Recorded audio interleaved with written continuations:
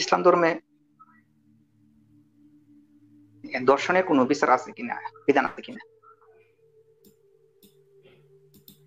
ভাই ইসলাম ধর্মে বলতে কোরআনে তো ধর্ষণ শব্দটাই নাই, হাদিসেও ধর্ষণ জিনিসটা ধর্ষণ ভাবে বলা নাই।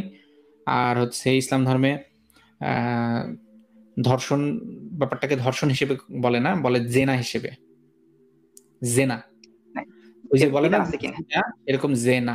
তো সেই জে মানে? না, এখন জোরপূর্বক যদি জেনা হয় সেইটাকে ধর্ষণ হিসেবে কাউন্ট করে আধুনিক ইসলামিক স্কলাররা। জোরপূর্বক যদি জেনা হয়, হাদিসের মধ্যে এইভাবে আছে জেনাতে বাধ্য করার কথা আছে। ধর্ষণ শব্দটা তো নাই এইভাবে সরাসরি, জেনাতে বাধ্য করার কথা বলা আছে হাদিসে, বেশ কয়েকটা হাদিসে। তো জেনা হইতে হবে ধর্ষণ হইতে গেলে। আপনি যদি স্ত্রীর সাথে ধর্ষণ করেন তাহলে সেটা ধর্ষণ না। এর কোনো বিধান মানে আছে কিনা ইসলামে? কিসের বিধান? মানে দর্শন করলে মানে শাস্তি কি, শাস্তি হবে? যদি প্রমাণিত হয় তাহলে ইয়া হবে, অবিবাহিত হইলে বেত্রাঘাত, বিবাহিত হইলে রজম, এরকম জেনার শাস্তি। মাতু ভাই, আগে মনে হয় ধর্ষণের সংজ্ঞাটা একটু জিজ্ঞেস করা উচিত ছিল। ও আচ্ছা ধর্ষণ আচ্ছা বলতে উনি কি বোঝাচ্ছেন? আচ্ছা আচ্ছা, হ্যাঁ সেটাও একটা কথা। নাস্তিক কেন হয় ভাই, একটু আমাদেরকে বলেন তো, দর্শন বলতে কি বুঝাচ্ছেন?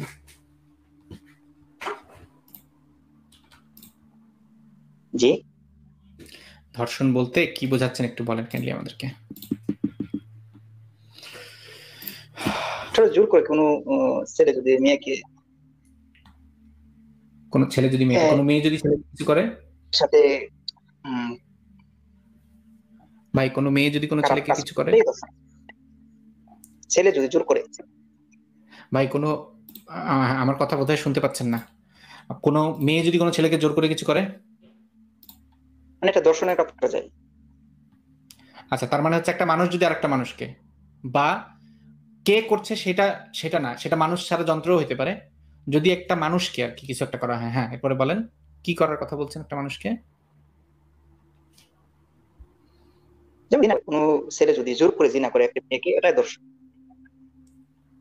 এই তো, তার মানে বউকে করলে সেটা ধর্ষণ না, না? এটা দর্শনের মধ্যে পড়বে না এটা। আসিফ ভাই ঠিক ধরছিলেন। হ্যাঁ ঠিক ইসলামের আছে, বুঝতে পারছি ভাই। ইসলামের মুস্তলাহ হিসাবে দর্শন না। নাস্তিক কেন হয় ভাই, আপনাকে একটা জিনিস জিজ্ঞাসা করি। ধরেন একটা মেয়ে হচ্ছে গিয়ে অপ্রকৃতস্থ, মানে হচ্ছে মানসিক ভারসাম্যহীন, সে আসলে জানে না যে তার সাথে আসলে কি করা হচ্ছে। তাকে আপনি একজন মুমিন মুসলমান, আপনি তাকে পাইলেন এবং তার সাথে সহবত করলেন।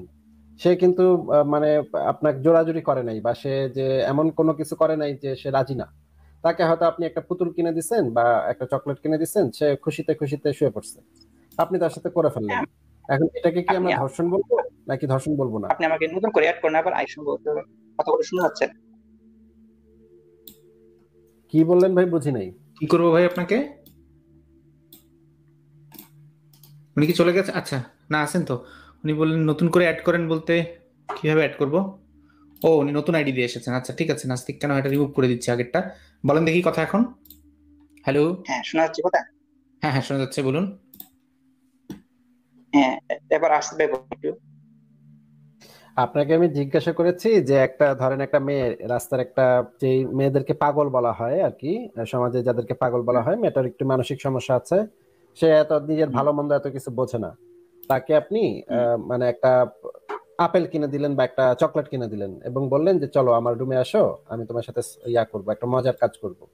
মেয়েটা তো নাচতে নাচতে চলে হুম। আসলো এবং মেয়েটা শুয়ে পড়লো, আপনি তাকে একটা চকলেট কিনে দিচ্ছেন, শুয়ে পড়ছে, and আপনি আপনি করে আপনি ফেললেন। বলেন, বলেন যে আপনি না করছেন, আপনি বলেন। না ঠিক না না, আছে, ধরেন আমি আপনি যদি করছেন। ধরেন ইব্রাহিম না, হুজুর আপনি করেছেন। বলেন যে আমি, আচ্ছা ইব্রাহিম ধরেন হুজুর ধরেন করেছেন। আপনি ধরেন বলেন না, ধরেন অন্য মানুষ মুহাম্মদ নামক একজন কেন, লোক করছে, ধরেন মুহাম্মদ নামক অন্য একজন মানুষ লোক করছে, ধরেন মুহাম্মদ নামক একজন লোক করছে, সেই মুহাম্মদ নামক ধরেন না, লোকের এখন, আপনি বলেন না যে ভাই আমি আসিফ তো ভাই আপনার আপনি কথা বলেন বললাম না, আমি ঠিক আছে করছি। বাদ দিলাম, আপনার কথা বাদ দিলাম। মুহাম্মদ নামক একটা লোক করেছে, সেই মুহাম্মদ নামক লোকটা কি ধর্ষণ করেছে নাকি ধর্ষণ করেনি? না, আপনি বলেন, অথবা আপনার সেই যে আপনি নিজের মধ্যে রাখেন, ঠিক আছে, এটা খুব সেটা ভালো। তার নিজের মধ্যে রাখবো কেন? মোহাম্মদ তার নামের কেউ ধর্ষণ করে না? মোহাম্মদ নামের কেউ ধর্ষক নাই? দেখাবো মোহাম্মদ নামের দর্শকের ছবি দেখাবো ভাই। না, আপনি নিজের মধ্যে মোহাম্মদ রাখেন, নামের এটা হলো সুবিধা বেশি, নিজের ঠিক আছে। নিজের মধ্যে রাখবো কেন? মোহাম্মদ আপনাকেও তো বলিনি আচ্ছা, ভাই, দিয়ে বলেন। মোহাম্মদ নামক একটা লোকের কথা বলছি, এটা নিয়ে আপনার এত ইয়া কিসের? মোহাম্মদ নামক এক বেটা, সেই বেটা এই কামটা করছে, আকামটা করছে, এখন কে এটাকে আপনি ধর্ষণ বলেন বলবো? না আসিফ, আপনি আসিফ নাম বলেন, আসিফ নামে একটা কথা বলেন। নামও তো বলতেছি, মোহাম্মদ নামক একজনের কথা বলতেছি তো আমরা। আপনি আমি কেউই না, মাতুব্বর না, একজনের ভিতরে কেউই না। মোহাম্মদ নামক একজন বলেন যে আরিফ ভাই, মাতুব্বর ভাই, তাহলে একটু প্রমাণ দেখান তো মোহাম্মদ নামক একজন ধর্ষক। মোহাম্মদ নামক একজন ধর্ষক, দাঁড়ান আমি মোহাম্মদ নামের একটা ধর্ষক দেখাচ্ছি, তাকে নিয়ে কথা বলবো। একটু ওয়েট করেন ভাই, একটু ওয়েট করেন। আসিফ নামের দর্শক আমি অনেক পাইছি। একটু ব্রেক দেন। আসিফ নামের দর্শক তো অনেক আছে। হ্যাঁ ঠিক আছে, আমরা আসিফ নামে বলবো। তাহলে আপনি এই কথাটা বলতে পারেন যে আসিফ নামে দর্শক আছে, আর মোহাম্মদ নামের দর্শক থেকে বেশি আসিফ নামের দর্শক। আমরা তাই নাকি? আসিফ নামের দর্শক তার চেয়ে বেশি তো হতেই পারে, কিন্তু মোহাম্মদ নামের দর্শক আছে না? এটা আমাদেরকে একটু বলেন। থাকতে পারে, কিন্তু সবচেয়ে উত্তম হলো আসিফ নামে নিজের সমালোচনা নিজে করা বেশি উত্তম। যেই জিনিসটা শুনেন, এই দেখেন আমি খুব রিসেন্ট খবর দেখাচ্ছি। ইনফ্যাক্ট আমি রিসেন্ট খবর দেখাচ্ছি, একটু দাঁড়ান।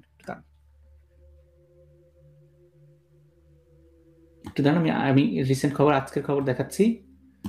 ধর্ষণের অভিযোগে এই যে খাগড়াছড়িতে যে ধর্ষণটা হইলো, এই যে দেখেন, খাগড়াছড়িতে সংঘবদ্ধ ধর্ষণ, মূল সন্দেহভাজন আসামি 2 দিনের রিমান্ডে। খাগড়াছড়িতে চাকমা নারীকে ধর্ষণের সংঘবদ্ধ আটক, মূল সন্দেহভাজন আসামি 2 দিনের রিমান্ড মঞ্জুর হয়েছে। নাম কি তার নাম হচ্ছে মোহাম্মদ আমিন ওরফে নুরুল আমিন। এই যে এই মোহাম্মদ নামে দর্শক, এই মোহাম্মদ, এই তো ভাই আমরা এনার কথাই বলছি। হ্যাঁ বলেন কথা বলছি। হ্যাঁ, তাহলে হতে পারে এই নামটা মানে পরিবর্তন করেছে নাস্তিকরা, হতে পারে এই নামটা পরিবর্তন করছে নাস্তিকরা। নাস্তিকরা বেশিরভাগ মিথ্যা কথা বলে। হ্যাঁ সবই নাস্তিক। হ্যাঁ মানে যারাই ধর্ষণ করে, মাদ্রাসায় যারা ধর্ষণ করে সবই নাস্তিক। আপনারা নাস্তিকদের পেছনেই আসলে নামাজ পড়েন। নাস্তিক হয় সেই তারা নামটা এফিডেভিট করে চেঞ্জ করে ফেলে ভাই। হ্যাঁ এফিডেভিট করে তারা চেঞ্জ করে মোহাম্মদ বলে। কথার মাঝখানে এভাবে কথা বললেন না, তাহলে আপনার সাথে আলোচনা করবো না। সবই আমাদের একটা কথা যখন বলি তখন কথার মাঝখানে এভাবে কথা বললেন না, তাহলে কিন্তু কথা বলবো না আপনার সাথে আমরা। কারণ আমাদের এত তাড়া নাই যে একটা তাড়াওয়ালা মানুষকে আমরা রাখবো। আপনার নিশ্চয়ই তাড়া আছে, এই জন্য নিশ্চয়ই আপনি কথার মাঝখানে বারবার বলছেন।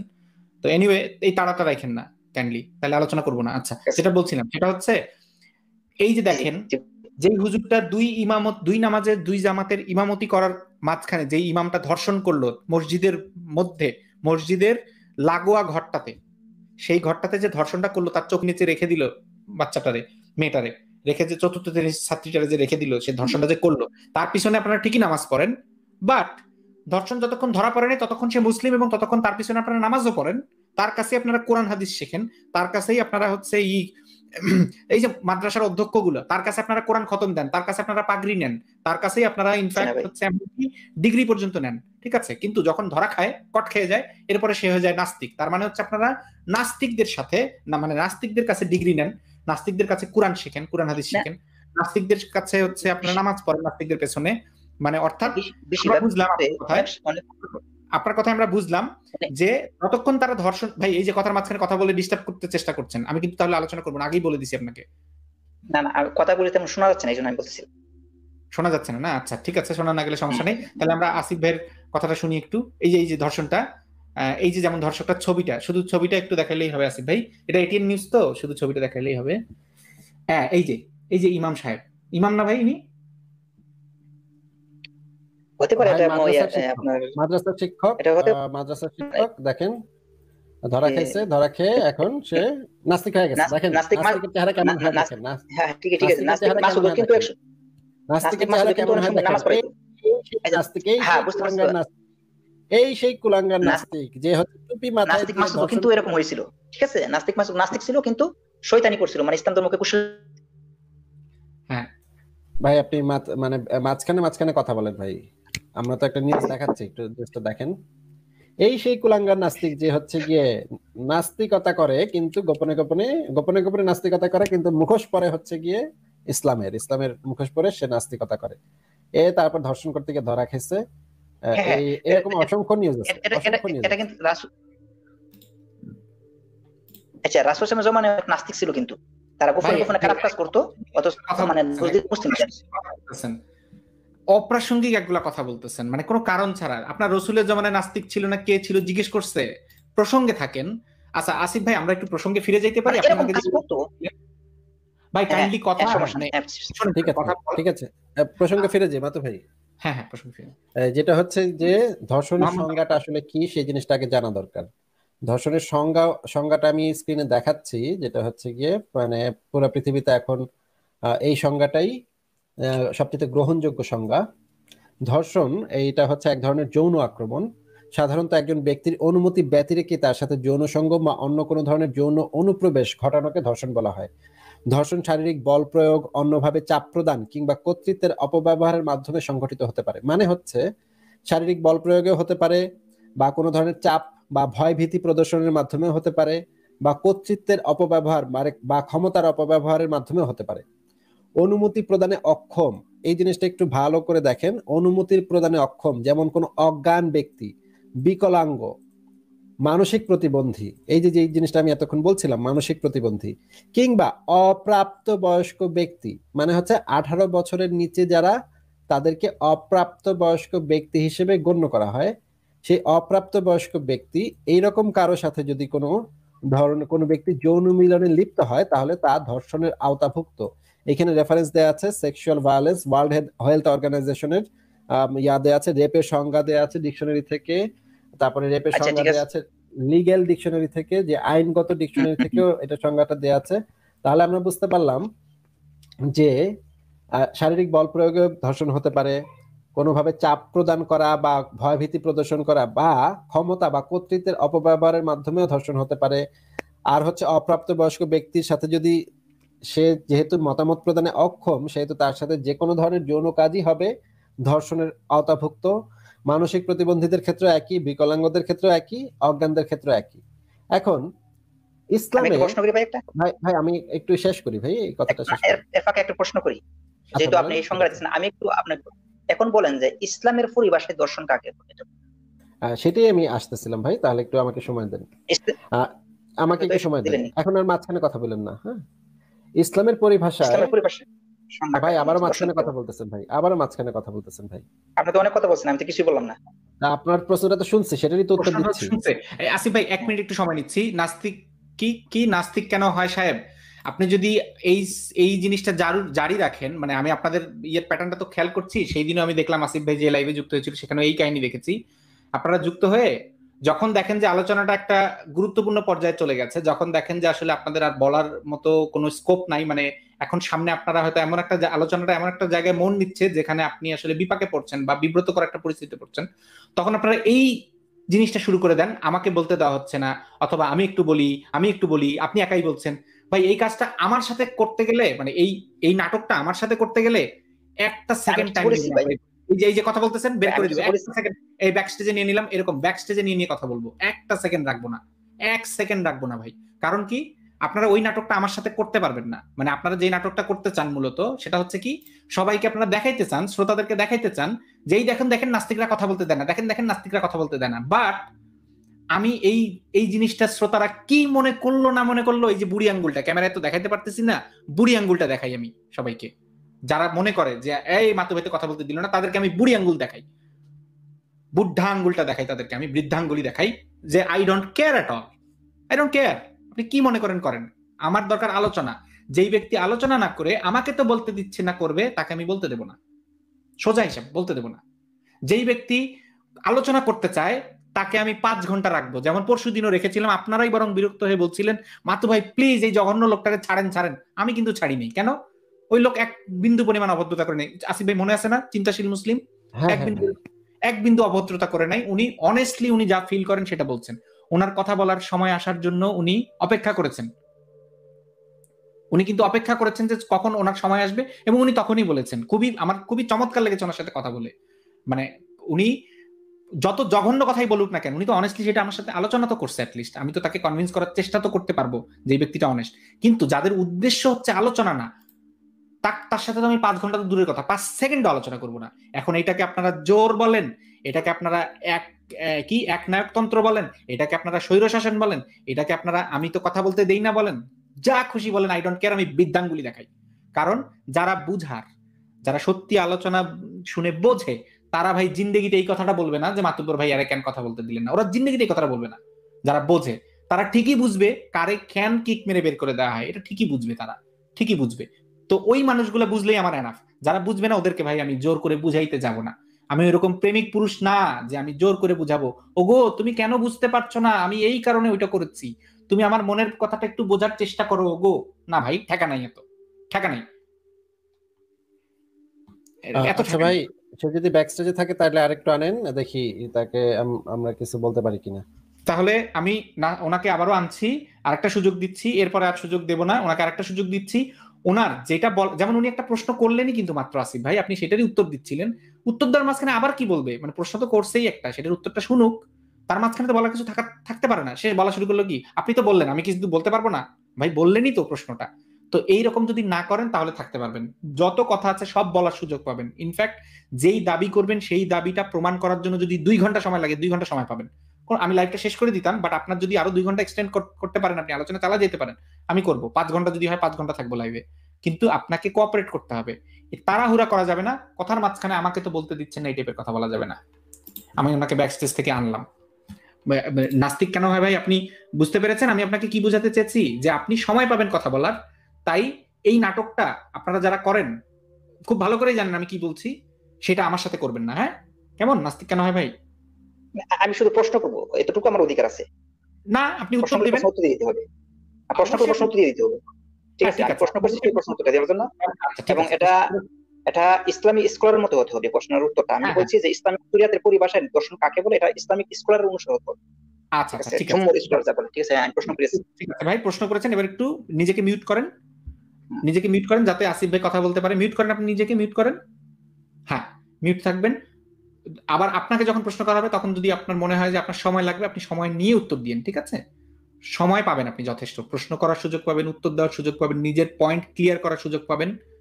কিন্তু যদি এই ধরনের করেন, মানে আলোচনা নষ্ট করার মতো শব্দ উচ্চারণ করেন, কথাবার্তা বলেন, তাহলে কিন্তু ভাই আলোচনা করবো না আপনার সাথে। কিন্তু যদি আপনি এই যে যেভাবে এতক্ষণ চলছিল ওভাবে যদি চালান, 2 ঘন্টা হলেও আপনি সময় পাবেন, বারবার বলছি সময় পাবেন, তাই এরকম ডিস্টার্ব করেন না প্লিজ।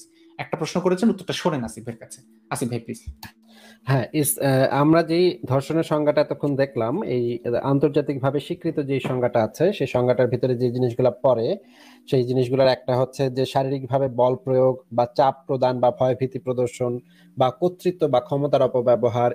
তারপরে হচ্ছে গিয়ে এর সাথে আছে অনুমতি প্রদানে অক্ষম ব্যক্তি, যেমন ধরেন অপ্রাপ্তবয়স্ক ব্যক্তি, অজ্ঞান ব্যক্তি, বিকলাঙ্গ বা মানসিক প্রতিবন্ধী, এই ধরনের যদি হয় তাদের সাথে তাদের সম্মতি হোক কি না হোক তা দিয়ে কিচ্ছু যায় আসে না, কারণ তারা সম্মতি প্রদানে অক্ষম।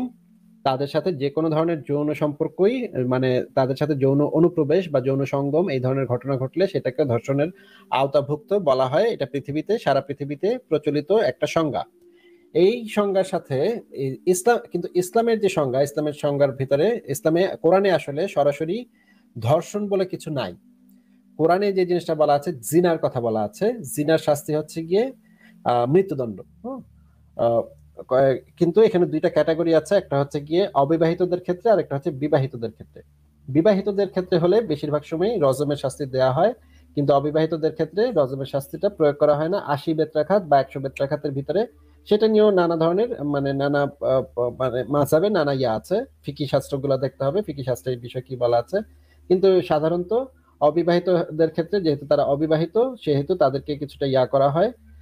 কিন্তু যদি হয়, বিবাহিত হয়, তাহলে তাদেরকে পাথর ছুঁড়ে রজম করার বিধান আছে। সেটা হচ্ছে গিয়ে হযরত ওমরের যে হাদিস আছে, সেই ওমরের হাদিস অনুসারে কোরআনেও রজমের শাস্তির বিধান এসেছিল, কিন্তু পরবর্তীতে সেই আয়াতটা মানসুখ হয়ে কোরআন থেকে অদৃশ্য হয়ে যায়, কোরআন থেকে নাই হয়ে যায়।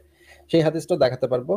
তো জিনার শাস্তি আছে, জিনার শাস্তি আছে কোরআনে। এখন হাদিসে তাহলে কি আছে? হাদিসে আছে যে একটা মহিলাকে একবার মানে জোরপূর্বক জিনাতে বাধ্য করা হয়েছিল। সেই জোরপূর্বক জিনাতে বাধ্য করার ফলে সেই মহিলা এসে মুহাম্মদের কাছে বিচার দিয়েছিল।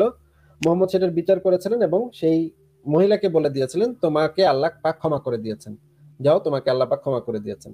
এখন ওই মহিলাকে আল্লাহ পাক কেন ক্ষমা করে দিল, মানে মহিলা এমন কি খারাপ কাজ করছে যেটাতে আল্লাহ পাক ক্ষমা করে দিলেন, সেই জিনিসটা আসলে বোঝা যায় না।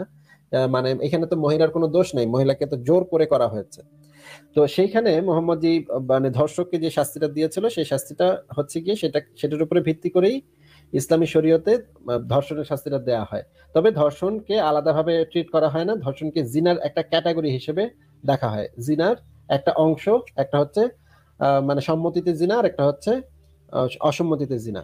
কিন্তু যে জিনিসটা আন্তর্জাতিক স্ট্যান্ডার্ডে যেই পার্থক্যটা ইসলামের সাথে, সেই পার্থক্যটা হচ্ছে ইসলামে আপনি যদি দাসী রাখেন, দাসীকে যদি আপনি গনিমতের মাল হিসেবে প্রাপ্ত হন, যে আপনি মানে কোনো একটা কাফের জনগোষ্ঠীর পুরুষদেরকে হত্যা করে তাদের মেয়েদেরকে যদি আপনি তুলে আনেন, বন্দি করে নিয়ে আসেন এবং তাদেরকে ডিস্ট্রিবিউট করার পরে, ভাগ বাটোয়ারা করে দেওয়ার পরে, খলিফা যখন ভাগ বাটোয়ারা করে দিবে বা সেনা প্রধান যখন ভাগ বাটোয়ারা করে দিবে, তখন আপনি সেই নারীদের তাদের ইচ্ছা ছাড়াই, তাদের কোনো সম্মতি ছাড়াই তাদের সাথে আপনি যৌন মিলন করতে পারবেন।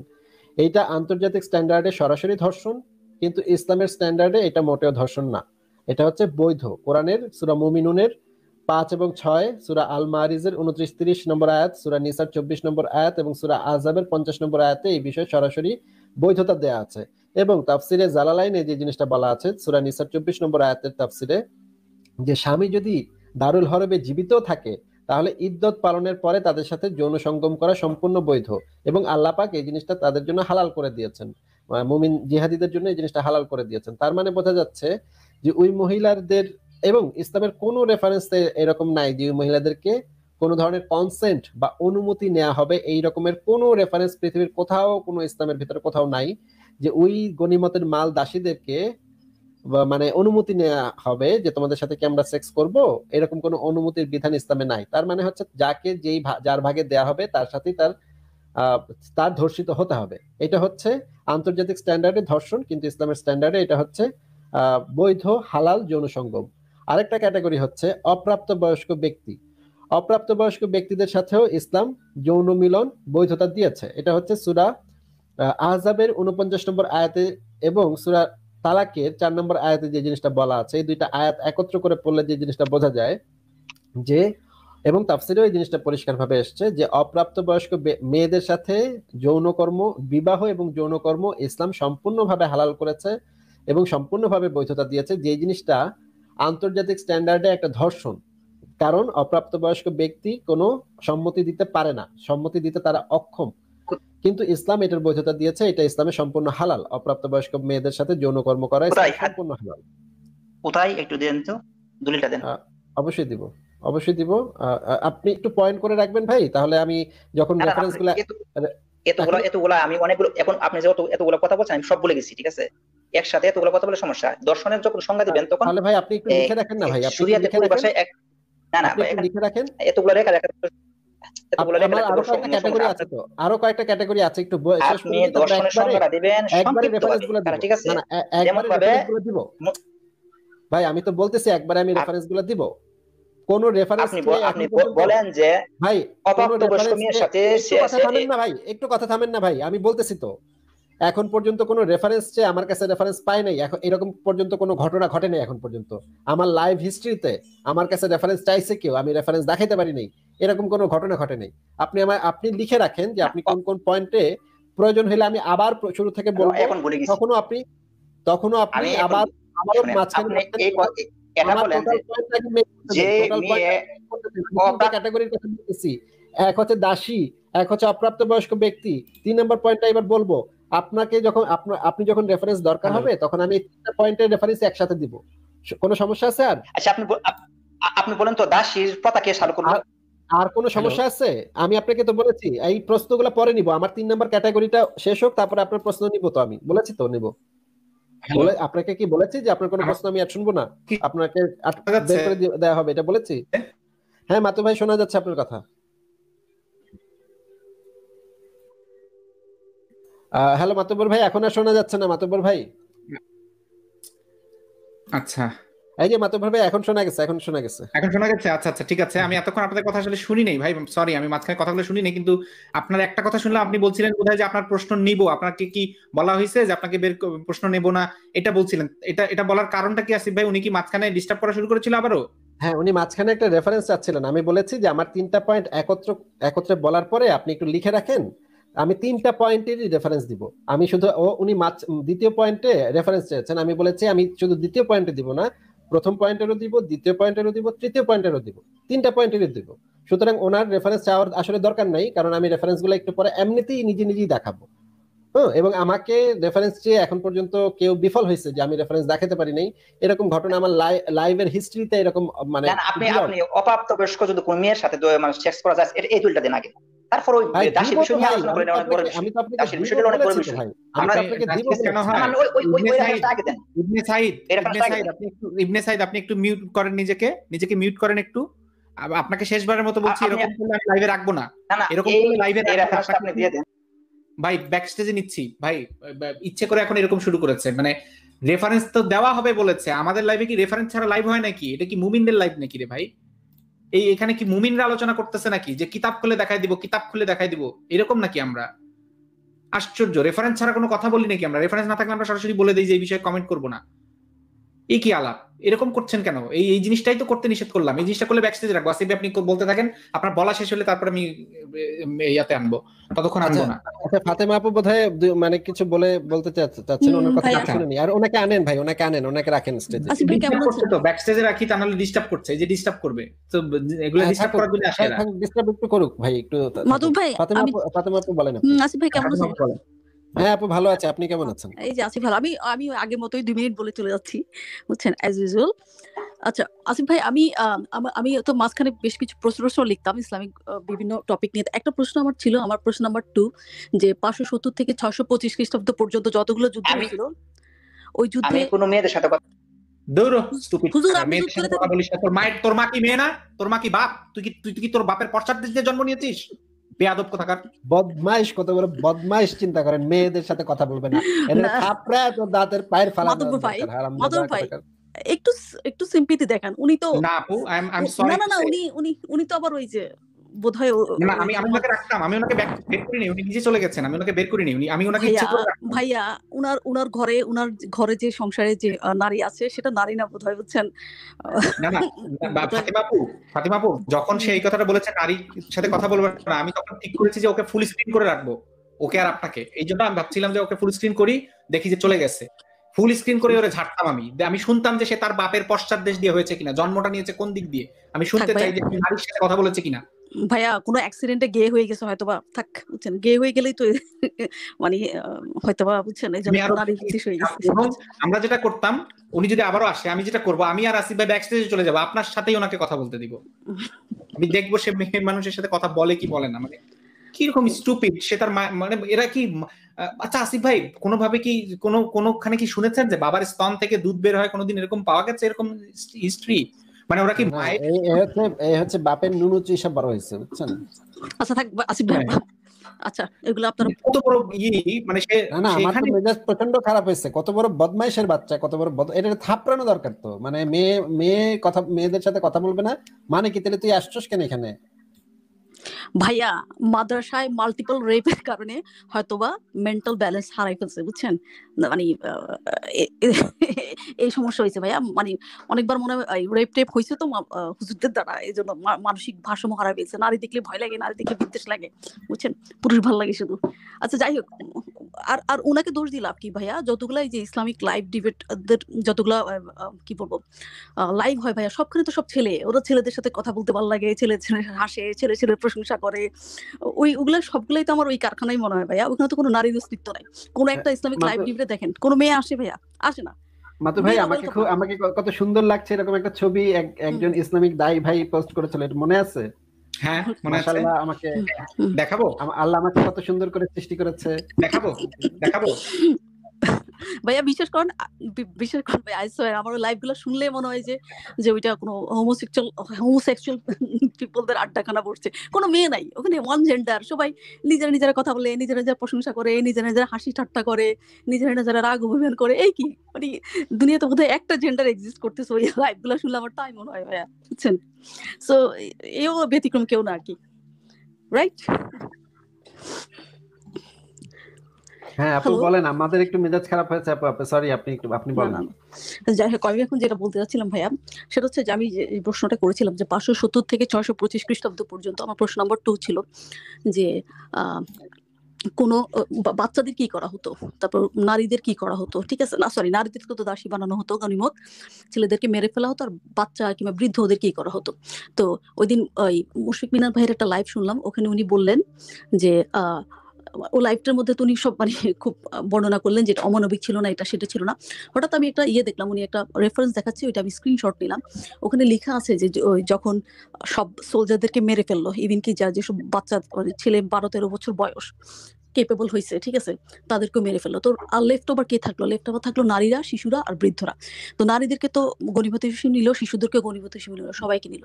এরপরে আমি একটা লাইন পড়লাম, ওখানে লেখা আছে যে ওদের মধ্যে কিছু লোককে তারা অন্য কোন একটা সিটিতে পাঠিয়েছে বিক্রি করার জন্য, ঠিক আছে, বিক্রি করে কিছু টাকা পয়সা নিয়ে ঘোড়া টোড়া এটা সেটা কিনলো। তো অ্যাকচুয়ালি আমি kind of got my answer ওনার এই থেকে, যে শিশুদেরকে এবং বৃদ্ধ কিংবা যারা ধরেন হয়তো খুব একটা কেপেবল মানুষ না, তাদেরকে অ্যাকচুয়ালি বিক্রি করে দেওয়া হইতো। তার মানে আহ, আহ, তার মানে হচ্ছে মেয়েদেরকে তো বন্টন করা হইতো, ছেলেদেরকে মেরে ফেলা হইতো, আর শিশুদেরকে কিংবা ধরেন ছোট ছোট বাচ্চা ছেলেদেরকে বিক্রি করে দেওয়া হয়তো, রাইট? সেই সাথে হচ্ছে গিয়ে কিছু বৃদ্ধা নারী পাওয়া গিয়েছিল গনিমতের মাল হিসেবে, যাদের হচ্ছে গিয়ে শুকিয়ে গেছিল। এই কারণে নবী সাহাবীগণ সেই বৃদ্ধা নারীকে বেশি পছন্দ করে নাই, তাদেরকে দিয়ে তো আসলে কাজ হতো না তাদের, এই কারণে সেই বৃদ্ধা নারীদেরকে বিক্রি করে দেওয়া হতো। সেই রেফারেন্স আছে তো। তার মানে ইসলাম এটা পারমিট করে, নবী করিম সাল্লাল্লাহু আলাইহি ওয়াসাল্লাম নিজেই তাহলে দাস বিক্রি করেছেন, মানে ছোট ছোট বাচ্চাদেরকেও বিক্রি করছেন।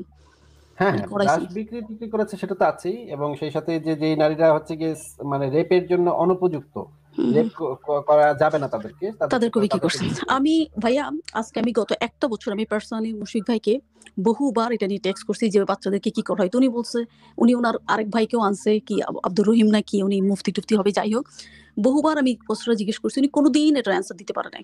উনি এটা বলে সেটা বলে, হ্যাঁ অত্যাচার করা যাবে না, কিন্তু কোনোদিন মানে আমাকে অ্যান্সার করেনি। কিন্তু আমি আপনার ইয়ে তো চেক করলাম সংশয়.com প্লাস উনার ওই দিনের ওই রেফারেন্সে আমি এখানে একটা স্ক্রিনশট নিয়ে দেখলাম যে ওখানে লেখা আছে যে ওদেরকে বিক্রি করে বনু কুরাইজার যারা লেফট ওভার ছিল মারা যাওয়ার পর গনিমতের মাল, তাদেরকে বিক্রি করার কথা বলা হয়েছে, রাইট? তো আমি কাইন্ড অফ আমার আনসার পাইছি যে আসলে মানে ওই ইয়াং মেয়েদেরকে ধরে নিয়ে যেত, হয়তো বাচ্চাওয়ালা মা যারা তাদেরকেও ধরে নিয়ে যেত, বাচ্চাগুলোকে বিক্রি করে দিত, রাইট? এটাই কি আনসার না ভাইয়া? হ্যাঁ হ্যাঁ আপু, আমার গায়ের লোমটোম দাঁড়িয়ে গেছে। ঠিক আছে আসিফ ভাই, মানে I got my answer, thank you very much বুঝছেন আপনাকে, thank you very much Mushfiq Minar ভাইকে, নিজের অজান্তেই আসলে উনি এমন কিছু দেখাই দিছে যে আমি আনসারটা পেয়ে গেছি। ঠিক আছে, খুব মানবিক ধর্মের মানবিক দিক দেখতে পেলাম। আমি আপনাকে একটু রেফারেন্সটা দেখিয়ে দিই আপনাকে, যে এই যে দেখেন মাতু ভাই, আমি স্ক্রিনে দিয়েছি এটা, এই যে দ্য লাইফ অফ মোহাম্মদ, এই বইটার ভিতরে যে জিনিসটা বলা আছে যে হুনায়নের যুদ্ধে এক বৃদ্ধাকে ছেড়ে দেওয়া হয়েছিল কারণ তার মুখমণ্ডল ছিল শীতল, বক্ষদেশ সমতল, সন্তান জন্মদানের ক্ষমতা ছিল না এবং বুকে দুধের ধারা শুকিয়ে গেছে। দেখেন তাকে কি করছিল, তাকে এই কারণে বিক্রি করে দেওয়া হয়েছে, না এই কারণে তাকে ছেড়ে দেওয়া হয়েছিল, হুনায়নের যুদ্ধে এই বৃদ্ধাকে ছেড়ে দেওয়া হয়েছিল। দেখেন এখানে বর্ণনাটা পড়েন। Uhaina bin Hisan took an old man of Hawazin and said, as he took her, I see that she is a person of standing in the tribe, and her ransom may well be high. When the apostle returned to captives at a price of 6 camels each, he refused to give her back. Blah blah blah told him to let her go, for her mouth was cold and her breasts flat. দেখেন তার স্তন সমতল ছিল, she could not conceive and her husband would not care and her milk was not rich, so he let her go for the 6 camel. এই যে দেখেন কি কারণে তাকে যেতে দেওয়া হয়েছিল, দেখেন so he left her go for the 6 camels. When Zuhair said this, they alike that when blah blah blah blah to about the matter, and he said, by God, you didn't take her as a virgin in her prime, nor even a plump middle age. এখানে দেখা যাচ্ছে যে 6টা উটের বিনিময়ে তাকে ছেড়ে দেওয়া হয়েছিল। যাই হোক আসিফ ভাই, আমি জানি না মানে আপনার লাইভে আমি জানি না এই মুহূর্তে কতজন আছে, তো আমি একটু করে বলি, আমি আমার নাম্বার 2 যে প্রশ্নটা সেটা অ্যান্সার পেলাম, যে নবী করিম সাল্লাল্লাহু আলাইহি ওয়াসাল্লামের যুগে যতগুলো যুদ্ধ হতো এবং প্রতিটি যুদ্ধে জেতার পরে উনি তো সৈন্যদেরকে মেরে ফেলতো, না হলে বন্দি করতো, এবং যে নারী ছিল, নারী এবং অল্প বয়সী বাচ্চা মেয়ে, তাদেরকে তো দাসী হিসেবে নিয়ে আসতো, ডিস্ট্রিবিউট করতো নিজেদের মধ্যে। আর আমি এখন যেটুকু বুঝতে পারলাম, যারা বৃদ্ধ ছিল কিংবা ছোট ছোট শিশু ছিল, যারা ইনকেপেবল ছিল কিংবা যাদের হয়তো শারীরিক ক্ষমতা ছিল না সেরকম ফিজিক্যালি করার, রিলেশনে যাওয়ার, তাদেরকে বিক্রি করে দেওয়া হতো, এবং সেই বিক্রি দিয়ে টাকা দিয়ে তারা ঘোড়া এবং অন্যান্য জিনিস সরঞ্জাম নিজেদের জন্য কিনতো। This is the right answer. আচ্ছা ফাতেমা আপু, অনেকে তো এটা বুঝতে পারবে না, ইংরেজিটা বুঝতে পারবে না, আমি বাংলা বইটা থেকে এই রেফারেন্সটা একটু দেখা দিই। দেখেন ভাইয়া, হাওয়াজিন এক বৃদ্ধা নারীকে নেওয়ার সময় উইয়ানা ইবনে হিসন বলেন, দেখতে পাচ্ছি এই মহিলা গোত্রের মধ্যে বেশ মানি লোক, এর মুক্তিপণ নিশ্চয়ই বেশি হবে। রাসূল সাল্লাল্লাহু আলাইহি সাল্লাম যখন প্রত্যেক বন্দীর জন্য 6টি করে উট দিতে গেলেন, তিনি সম্মত হলেন না। জুহাইর আবু সুরাদ তাকে ছেড়ে দিতে বললেন, কারণ ওর মুখ শীতল, বুক সমান, আর সন্তান ধারণের ক্ষমতা নেই, না দিতে চাইলেও ওর স্বামী গরজ করবে না, আর তার দুধও খুব একটা ভালো নয়। এই কথা শুনে তিনি তাকে ছেড়ে দিলেন।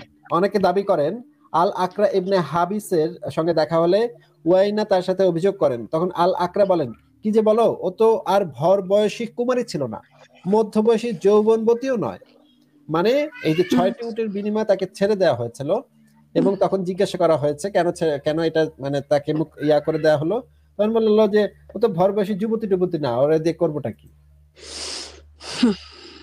আর এরা ক্লেম করে যে যুদ্ধে তাদের স্বামী মরে গেছে, ভাই বা বাবা মরে গেছে, আশ্রয়ের জন্য, ঠিক আছে, আল্লাহ রাসূল তাদেরকে ধরে আনতেন, এটা ইসলামের সৌন্দর্য, তাদেরকে ফেলে দিতেন না। আরে ধরে তো ওগুলার আনতো যেগুলো কুমারী মেয়ে, যেগুলো কেপেবল মেয়ে, আল্লাহ জানে, যেগুলোর বাচ্চা ছিল, বাচ্চাগুলা কি করতো, বাচ্চাগুলারে কি মানে কি করতো আমি জানি না, কি ফেলে দিয়ে আসতো এখানে, নাকি বিক্রি করে দিত, নাকি কি করতো, ঠিক আছে। মানে ধরার ইতিহাস, যত গনিমতের ইতিহাস, সব তো দেখি মেয়ে মেয়ে মেয়ে ইয়াং মেয়ে, কেপেবল মেয়ে।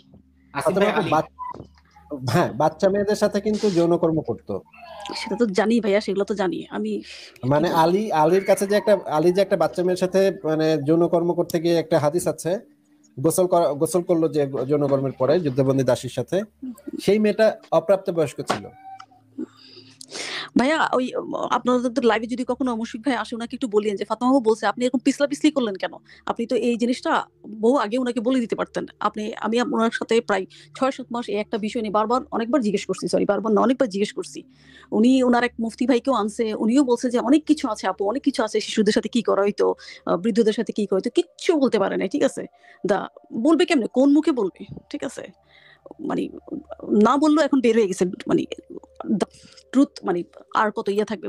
ওনাকে বললেন, ঠিক আছে, যে আপনি এরকম কথা না বলে সরাসরি বলতে পারতেন, ওদেরকে বিক্রি করে দেওয়া হইতো। হ্যাঁ, ওদেরকে কেউ রাখছে কিনা, পালছে কিনা কোনো সাহাবী, সেটার কোনো রেফারেন্স নাই, কিন্তু এটা রেফারেন্স আছে যে ওদেরকে বিক্রি করে দেওয়া হইতো। একটু বলে দিয়েন আমার পক্ষ হয়ে কষ্ট করে, ঠিক আছে আসিফ ভাই। আচ্ছা ফাতেমা, আপনাকে আমরা অনেক মিস করি, আপনি আবার তাড়াতাড়ি ফিরে আসেন। ঠিক আছে মাতুবর ভাই, আসিফ ভাই বাই তাহলে। হ্যাঁ, ভালো থাকবেন আপু, দ্রুত ফিরে আসুন আপনি আমাদের মাঝে। অনেকেই কমেন্টে লিখেছেন মিস ইউ ফাতেমা আপু। জি ভাইয়া, হ্যাঁ ভালো থাকবেন আপনারা। ওকে, বাই।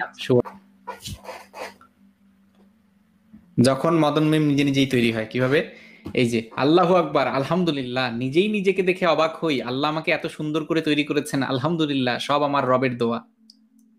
আসিফ ভাই, আহা কি সুন্দর লিপস্টিক দিয়েছে। এবং সাথে আর কয়েকটা ছবি পেলাম, যে এই যে গট মেরিডের যখন পোস্টটা দিয়েছিল, মানে তার সাথে প্রোফাইল পিকচারটা এইরকম ছিল বোধহয়, আমি শিওর না, মানে সেই লিঙ্কটা কে একজন মানে পাঠিয়েছিল, সে পাঠানোর পরে বলছে যে ভাই এটা কি আসলো, এই জিনিসটা মেসেঞ্জারে পাঠালাম, জিনিসটা এরকম আসছে, দেখতে একটু কেমন কেমন লাগছে না আসিফ ভাই?